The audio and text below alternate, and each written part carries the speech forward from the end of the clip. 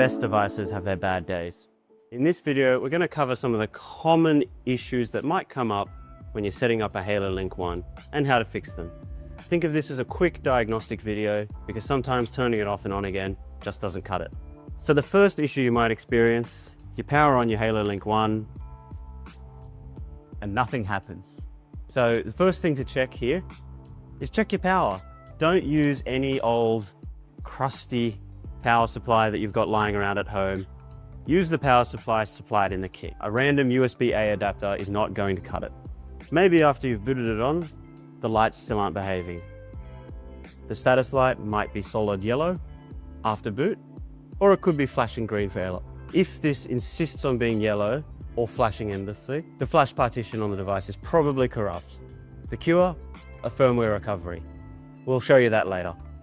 If your status light is solid green, but you can't access the device's configuration page, make sure you are connected via USB-C directly to your laptop or via Ethernet in the LAN port.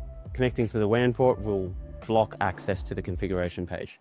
To fix that, simply plug yourself into the LAN port and check in your network settings that you get an IP address in the 192.168.12 range, as you can see here.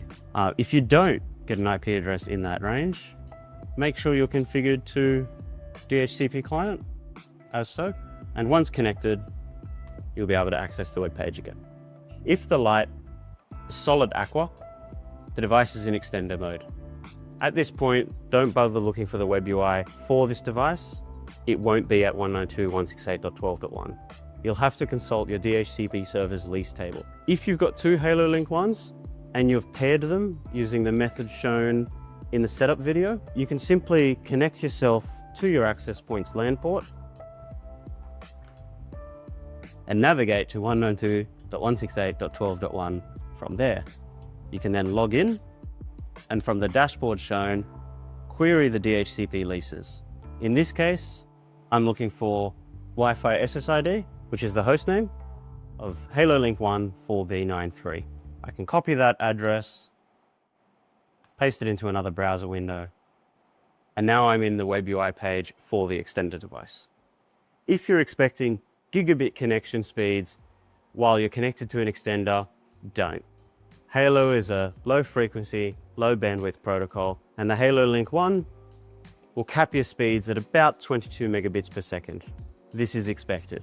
This is typically enough for basic streaming, connected devices at range, or even day-to-day browsing, but not for high bandwidth network connection. If the extender LED is flashing really quickly all the time, there's a possibility you've created a network loop.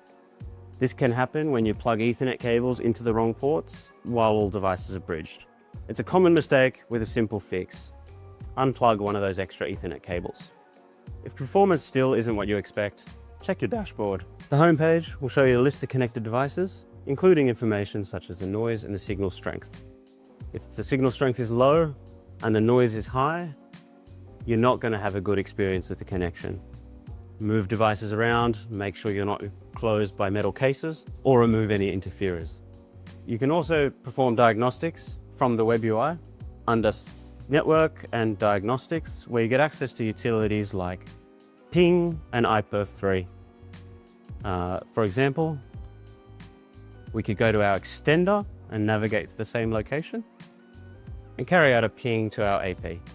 These tools are immensely helpful when diagnosing what might be wrong with your network. Ping will show you the jitter in your network. It will show you the round trip time and any spikes in latency, which could be triggered by an interferer.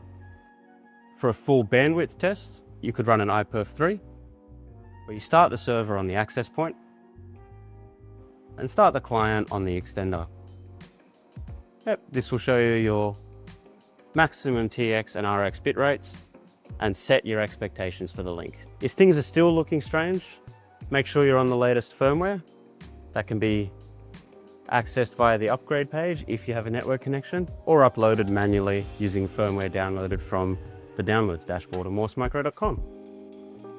If you're still struggling, visit the community.morsemicro.com and we'll help you diagnose the problems further. So if your HaLoLink 1 refuses to boot and the lights are solid yellow maybe, you'll need to recover it. Best thing to do is disconnect everything and plug it in directly into your laptop. Connect your Ethernet to the LAN port on the back of the device.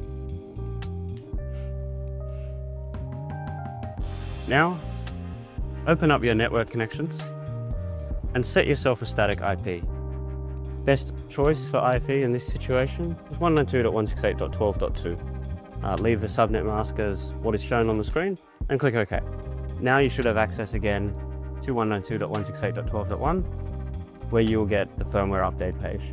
To get the firmware, to recover the device, go to morsmicro.com/downloads dashboard, where all our resources are captured. On the left-hand side, you can filter by software releases and specifically HaLoLink 1. Download the image and now upload that to the device. Press the update firmware, and at this point, do not remove power from the device. The lights will begin to flash, purple, green. Just let them stabilize and go back to our normal configuration of solid green, purple, and green. Most problems have simple fixes. Moving cables around, resetting devices, and if all else fails, visit us at community.morsmicro.com, where we're happy to help regardless of how deep your problem might be.